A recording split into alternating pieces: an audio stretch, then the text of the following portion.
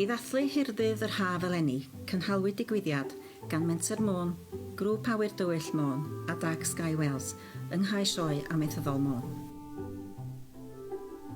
Mynychwyd y digwyddiad gan 178 o bobl ar noson braf hudolus i wylio'r haul, adeiladu rocedi, gwylio ffilm, ymweld â phabell seryddiaeth, cael peintio gwynebau a blasu bwydydd wedi'i galw ar ôl y ser.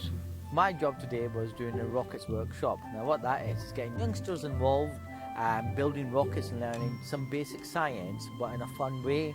So that's why it was a little bit of rocket science. So when the youngsters came and think, oh, well, it looks a bit hard, but when you actually break it down and say it's sellotape, it's pieces of paper, it's rubber cones, then they got involved. So it's a novel way to teach science, but it's hands-on science.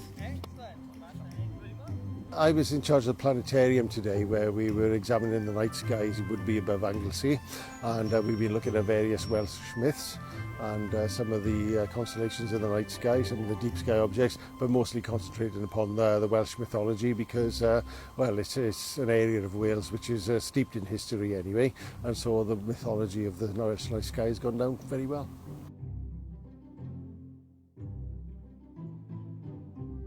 Two telescopes that we have behind us here. One is a white light using Herschel wedge, which allows us to see sunspots, whereas the smaller scope is a hydrogen alpha telescope that allows us to see the atmosphere of the sun. So we're looking at prominences, we're looking at filaments and potentially solar flares. Yeah, I mean, I'd like to see more of it because I think it would be enormously useful in supporting tourism.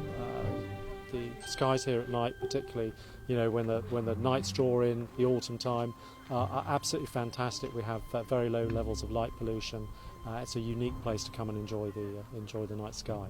It's a new experience for me, and I think it's a fine idea. The way things are now, we need to raise the profile of Anglesey as much as we can. I've never been to anything like this, though. I thought it was absolutely brilliant.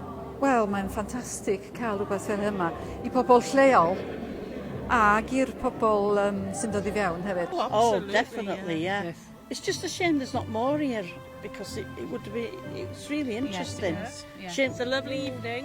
Yeah. What could be better? Yeah. Hyn I gyd cyn i'r haul fynd lawr, sy'n profi nid oes angen awyr dywyll I fwynhau seryddiaeth.